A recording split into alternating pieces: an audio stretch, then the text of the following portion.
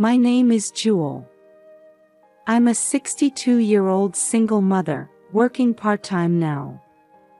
I'm up and about before the sun rises. Today, I have an early morning shift at Walmart. Good morning, Jewel. My colleague Sarah greets me with a smile.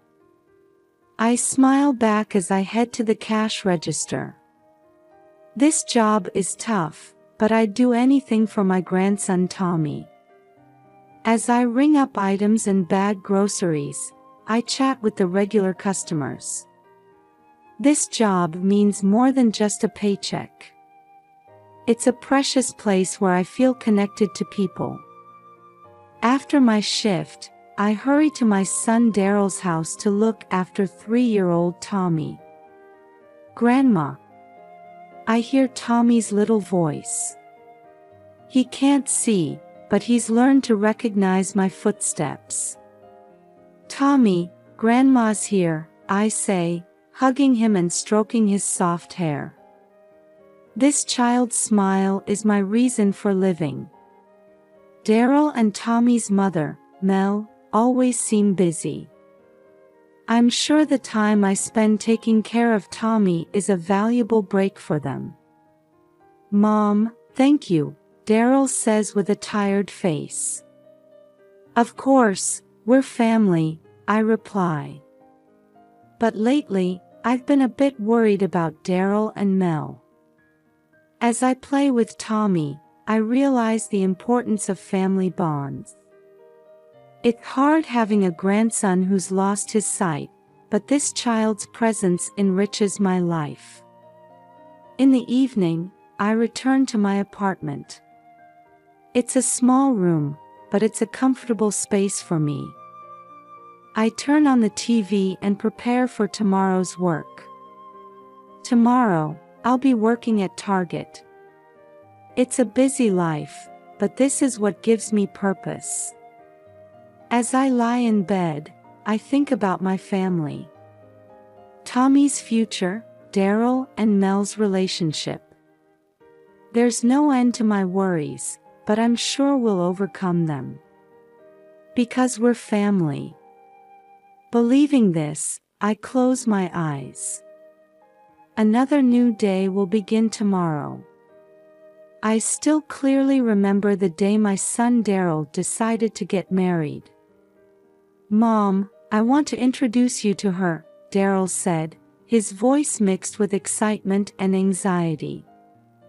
That day, I met Mel for the first time.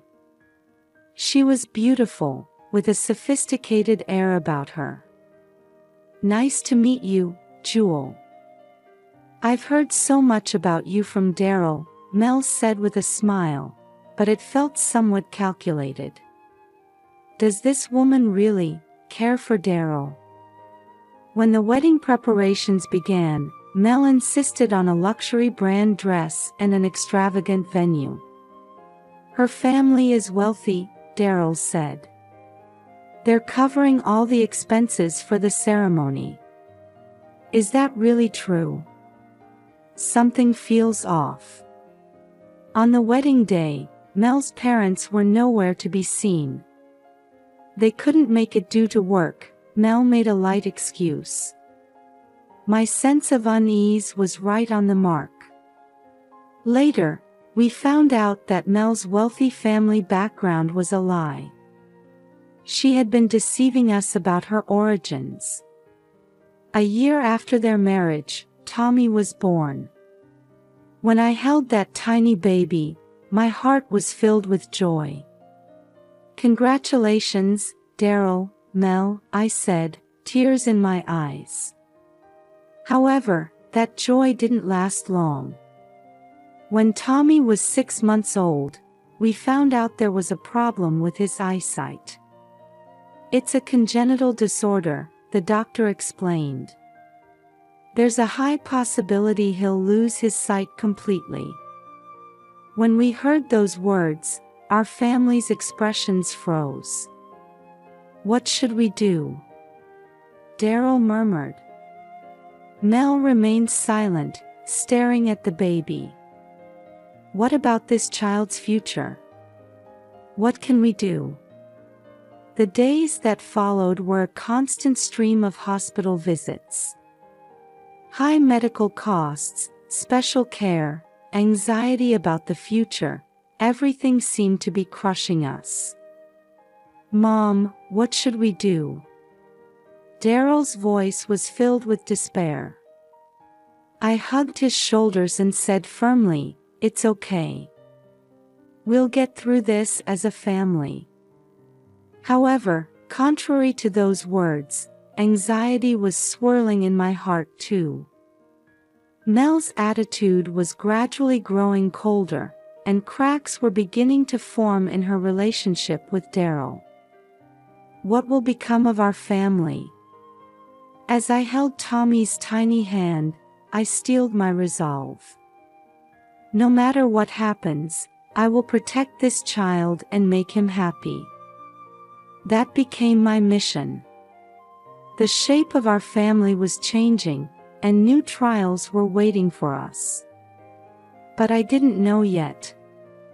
This resolution would soon greatly change our lives. After Tommy's visual impairment was discovered, our family's life changed completely.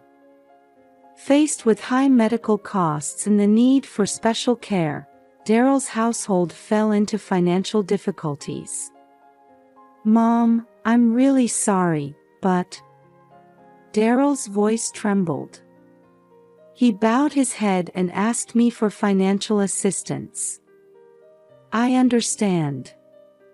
I'll do whatever I can, I answered without hesitation. And from that day, my financial support for Daryl's family began. I started giving them most of my monthly salary. While cutting back on my own living expenses, I desperately tried to set aside as much money as possible for my grandson's future. Jewel, I don't know what we would have done without your help.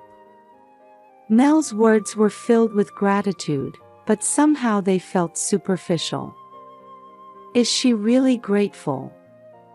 One day, I came across information about disability benefits for children. If we used the government support system, part of the costs for Tommy's care should be covered. Daryl, have you applied for Tommy's disability benefits? I asked, but Daryl showed a slightly confused expression. Oh, that. Mel is handling the paperwork, he said. However, I didn't hear any concrete progress after that. That's strange. Why aren't they rushing? A small sense of unease began to grow within me. Despite my support, there seemed to be no sign of improvement in Daryl's household finances. Did you buy a new outfit? I asked one day, noticing the expensive-looking blouse Mel was wearing. Oh, this? I got it on sale, Mel answered lightly, but there was a hint of guilt in her attitude. She's not telling the truth. I was also worried about Tommy's condition. He was losing weight day by day and becoming less energetic. Tommy, are you okay? Is there anything you want to tell Grandma? I asked gently, but he just shook his head silently. Did something happen to this child? At night, when I returned to my apartment alone, I pondered deeply about this situation. Several months had passed since I started providing support, but the situation seemed to be getting worse rather than better. Is my support really helping? Or... Various questions swirled in my head. Daryl's debts, Mel's attitude, Tommy's condition. Everything seemed unnatural. I might be missing something important. I made up my mind. I needed to investigate this situation more closely. To protect my family, especially Tommy, I needed to know the truth. That night, I couldn't sleep. As I thought about my actions for tomorrow, I prayed in my heart. God, please protect my family. And please give me the strength to see the truth. That day, my life changed forever. For 3 days, the lights in Daryl's house hadn't been on. They weren't answering their phones. Anxiety gripped my chest. Something's wrong. I need to check. With trembling hands clutching my car keys, I headed to Daryl's house. The neighborhood's silence felt eerie. Standing at the front door, I could hear faint crying from inside. Tommy. There was no answer when I knocked. In panic and fear, I found myself shouting, "Daryl! Mel! Is anyone there?" But all I got in response was weak crying. I can't wait any longer. I made a decision. Using the spare key hidden nearby, I opened the door. The house was dark, and a strange odor hung in the air. "Tommy." "It's Grandma," I called out. Guided by the crying, I made my way to the living room. What I saw there took my breath away. Tommy was crucified on a cross. God, is this real? A nightmare? His small, emaciated body. Trembling hands and feet. Tears flowing from his blindfolded face. "Grandma. Please, help me. My parents abandoned me." Tommy's voice was thin and shaky. I cried out, forgetting myself. "Tommy. It's okay, Grandma's here." I rushed to Tommy, trying to free him from the cross. But the ropes were tied tightly and wouldn't come loose easily. "Stay calm. I need to call for help first." With shaking hands, I took out my cell phone and dialed 911. "It's an emergency. My 3-year-old grandson, he's being abused. Please send an ambulance and police right away." As I gave the operator the address, I kept talking to Tommy. "Tommy, it's all right now. Grandma's here. I won't leave you." Tommy's body was cold, and he seemed to be suffering from dehydration. "Water. I need to give him water." I rushed to the kitchen to get a glass of water. But what I saw there shocked me again. Used syringes were scattered in the sink. Could it be drugs? A terrifying speculation crossed my mind. But Tommy was the priority now. As I gave Tommy water little by little, I gently stroked his body. "Tommy, take it slow. Just breathe deeply." I could hear sirens approaching.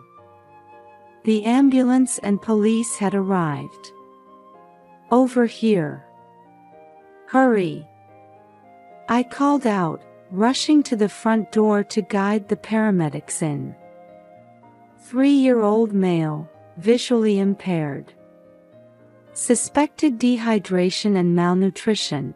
The paramedic quickly assessed the situation and began working to rescue Tommy. A police officer started questioning me. "Do you know how long your grandson has been in this condition?" I couldn't get in touch with them for 3 days. It was only today that I told them all the information I knew, fighting back tears. Tommy was placed on a stretcher and carried to the ambulance. They let me ride along. "Tommy, Grandma's here. We're going to the hospital. You're safe now, I said, holding Tommy's small hand tightly in the ambulance. As the ambulance sped towards the hospital with its siren blaring, I prayed. God, please save this child. And Daryl and Mel, where on earth are they? In the ambulance racing to the hospital with sirens blaring, questions kept surfacing and disappearing in my mind. What would become of us now? What about Tommy's future? And where had Daryl and Mel gone? While all the answers weren't clear yet, one thing was certain. I would protect Tommy no matter what happens. In the hospital waiting room, I continued answering questions from the police officers. Tommy was receiving intensive care. Mrs. Robbins, when was the last time you had contact with your son and his wife? Detective Johnson asked calmly. 3 days ago. Daryl called and said they were going away for work. My voice trembled. Now it was clear that the phone call had been a lie. Daryl, why did you lie? Just then, another officer hurried over. Detective Johnson, we've gathered statements from the neighbors. They started talking a short distance away. I strained to listen. Frequent arguments between the couple recently. Strange noises late at night. Saw the man loading large bags into the car. Oh, why didn't I notice? Suburban community life might seem privacy-oriented, but surprisingly, there are strong connections between residents. Everyone had sensed something was off. Mrs. Robbins, Detective Johnson returned. Could we have photos of your son and his wife? We'll issue a nationwide warrant. His words made reality sink in heavily. They've run away, haven't they? The detective nodded quietly. It's likely they were involved with drugs. We found evidence in the house. Drugs, oh, Daryl. Sadness, anger, and regret filled my heart. Over the next few days, the investigation progressed rapidly. I went back and forth between the hospital and Daryl's house, cooperating with the police while praying for Tommy's recovery. An emergency residence meeting was held at the local community center. I attended too. Everyone, thank you for your cooperation, Detective Johnson began. We're still tracking the whereabouts of Mr. and Mrs. Robbins, but haven't found them yet. Sighs escaped from the audience. But there must be something we can do, Mrs. Sarah, who lived next door, stood up. Let's start a fundraising campaign. For Tommy's medical expenses. Yes, and let's make flyers for the search too, another resident agreed. I looked around at everyone's faces, tears in my eyes. Everyone, thank you. I felt the strength of American community spirit. People unite in times of difficulty. That night, I returned home exhausted. When I turned on the TV, the local news was reporting on Daryl and Mel's case. The whereabouts of Mr. and Mrs. Robbins, suspected of drug trafficking, remain unknown. The abuse of their 3-year-old son. The doorbell rang, startling me as I headed to the entrance. When I opened the door, Mr. and Mrs. Taylor from across the street were standing there. Jewel, are you all right? We brought you dinner. Mrs. Taylor held out a warm pot. We all made it together. We want you to stay strong. Their kindness made me break down in tears. "Thank you, really, thank you," Mr. Taylor said quietly. "Jewel, you're not alone. We're here for you." That night, neighbors kept visiting, bringing food and words of encouragement. I made a vow in my heart. "Tommy, I will protect you no matter what." And I must face Daryl calmly. The next morning, I was awakened by a call from the hospital. "Mrs. Robbins, your grandson has regained consciousness." Those words brought a ray of hope. As I hurried to the hospital, my phone rang. It was Detective Johnson. "Mrs. Robbins, we've received important information. Daryl's location." My heart raced. The time had come for the truth to be revealed. "Daryl, you'll tell me everything, won't you?" "I'm ready to listen." When I arrived at the hospital, Detective Johnson was waiting in the hallway. "I heard your grandson has regained consciousness. Let's go there first. Then we'll talk in detail about the ongoing investigation." I took a deep breath and headed to Tommy's room. Whatever truth awaited us, we would overcome it. As a family, and as members of the community. In the interrogation room at the police station, I sat on a hard chair, staring at Daryl's figure through the glass in front of me. "My son, why?" Daryl had turned himself into the police a few hours ago. Mel was nowhere to be seen. Detective Johnson quietly spoke to me. "Mrs. Robbins, are you ready?" I nodded silently. The door opened and Daryl came in. Seeing him, emotions clashed violently within me. Anger, sadness, and love. "Mom." Daryl's voice was thin and shaky. "Why, Daryl?" "Tommy is your son." My voice was surprisingly calm, even to myself. Daryl raised his face and looked at me with tearful eyes. I'm the worst father. I couldn't protect Tommy." He took a deep breath and began to talk. "It all started 3 years ago when I met Mel. She was charming, and I was infatuated. But she had a dark side." Daryl confessed to financial difficulties and his dependence on Mel. After marriage, they found out that Mel's wealthy family background was a lie, and their debts snowballed. When Tommy was born, we panicked. Caring for a disabled child, high medical expenses. Daryl's voice choked. "Mel said, if we sell drugs, we can make money in one go." "Oh, Daryl." At first, I refused. But we were being chased by debt collectors. We couldn't even pay for Tommy's treatments. Daryl's voice shook. I listened, holding my breath. It was supposed to be just once.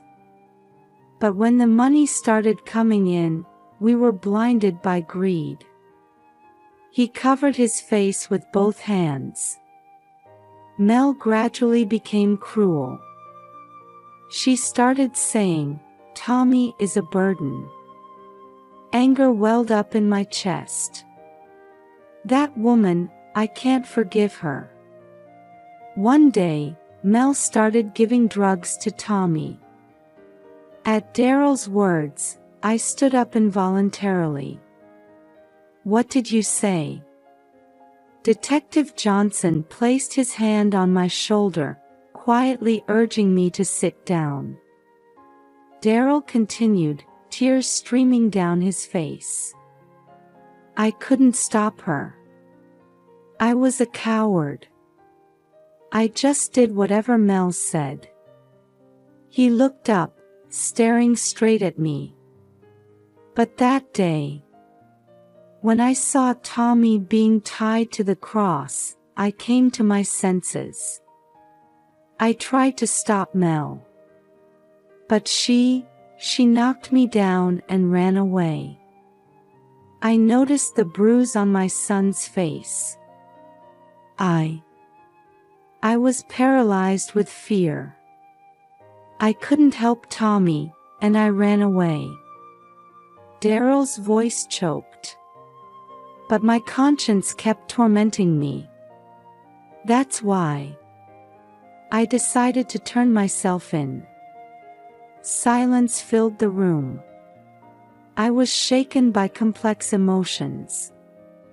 Anger, sadness, and a faint sense of relief. At least he told the truth. Daryl, I called out quietly. What you did is unforgivable. Daryl's shoulders slumped. But, I continued, thank you for turning yourself in. This was necessary, for Tommy's sake too. He looked up at me with surprise. Mom, you must pay for your crimes. But when that's over, we'll raise Tommy together. A glimmer of hope appeared in Daryl's eyes. Really? Is there still a chance for someone like me?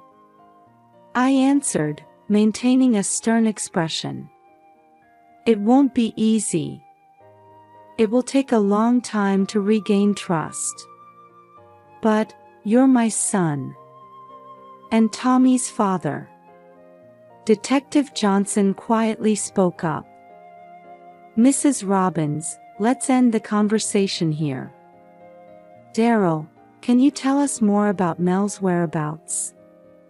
I stood up and looked at Daryl one last time. Do your best. Tell them the whole truth. Daryl nodded tearfully. As I left the room, my heart was filled with complex emotions. Anger and sadness, and a faint hope. It's going to be a long journey. But as a family, we'll definitely overcome this. As I left the police station, I looked up at the sky. No matter how dark the night, morning always comes. With that belief in my heart, I started walking forward. The news of Mel's arrest came a week after Daryl turned himself in. Suspect Mel Robbins has been arrested near the Mexican border, the TV announced. I sighed with relief in front of the television. Finally. On the day of the trial, I walked to the courthouse holding Tommy's hand tightly. His eyesight had improved a little, and he could now walk using a cane. As we entered the courtroom, there was a palpable tension in the air. The prosecutor and Mel's defense lawyer were each preparing their cases. The judge entered, and the court proceedings began. Defendant, Mel Robbins. You are charged with child abuse and drug trafficking, the judge announced.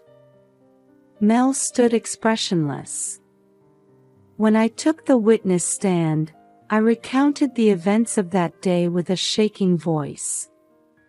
Remembering the horrific sight of Tommy crucified, tears welled up. Objection. Mel's lawyer stood up. This testimony is appealing to emotions. Overruled, the judge calmly declared. Next, Daryl took the stand. He couldn't raise his face and began speaking with his head bowed. Mel, married me for inheritance purposes. A shock ran through the courtroom. Daryl tearfully narrated the story from his meeting with Mel to their involvement in drug trafficking. Then he revealed the details of Tommy's abuse. Mel called Tommy a nuisance and gave him drugs. I closed my eyes involuntarily. It was an unbearable truth. As evidence, drugs found in Daryl's house and Tommy's medical records were presented. Finally, the prosecutor stood up. The defendant, Mel Robbins, abused the most vulnerable child and trampled on his innocent soul. She should receive the harshest punishment. The time for the verdict came. Members of the jury, have you reached a verdict? Yes, the jury foreman stood up. We, the jury, unanimously find the defendant, Mel Robbins, guilty on all charges. A sense of relief swept through the courtroom. The judge pronounced the sentence with a solemn expression. Mel Robbins, I sentence you to 25 years in prison for child abuse and drug trafficking. I hugged Tommy tightly. It's over, Tommy. Everything's going to be okay now. Tommy nodded slightly. As we left the courtroom, I turned back to look at Mel. She was being led away by officers, her expression still cold. I wonder if she truly regrets what she's done. As we stepped outside, the media had gathered. Mrs. Robbins, please give us a comment, they called out. I took a deep breath before answering. Justice has prevailed. But this isn't the end. The journey to rebuild our family has only just begun. Holding Tommy's hand, we walked through the crowd of reporters. The real battle starts now. But we'll definitely overcome it. The evening sky seemed to shine with the promise of new hope. 3 months after the trial, I officially obtained custody of Tommy. Congratulations, Mrs. Robbins, the social worker said with a smile. You are now Tommy's legal guardian. I hugged Tommy, fighting back tears. Tommy, from now on, we'll be together. I'll always be by your side. Tommy nodded slightly. His eyes were slowly regaining their light. With proper medical care, Tommy's eyesight gradually improved. He continues rehabilitation under the guidance of specialists. Tommy's recovery is miraculous, Dr. Thompson told me after an examination. While it might be difficult for him to regain full vision, there's a good chance he'll recover to a level where he can manage daily life without major issues. Those words filled my heart with hope. Tommy, you have a bright future ahead of you. To solve our financial problems, I made a big decision. I decided to sell the house I had lived in for many years and move to a town near where my daughter Linda lives. Mom, are you sure about this? Linda asked worriedly. Yes, let's all work hard together in this new environment, I answered with a smile. On moving day, the neighbors gathered to see us off. Jewel, we'll miss you, Mrs. Taylor said, tearing up. But I'm sure this is the best choice for you and Tommy. I nodded deeply. Everyone, thank you so much. Without your support, we couldn't have made it this far. Our new life in the new town began. It's a small apartment, but it's a new home for Tommy and me. Linda and her family visit frequently. Come on, Tommy. Let's go to the park with your aunt, Linda calls out gently. Tommy's smiles gradually increased. Adjusting to the new environment wasn't easy, but by participating in local support groups, we were able to move forward little by little.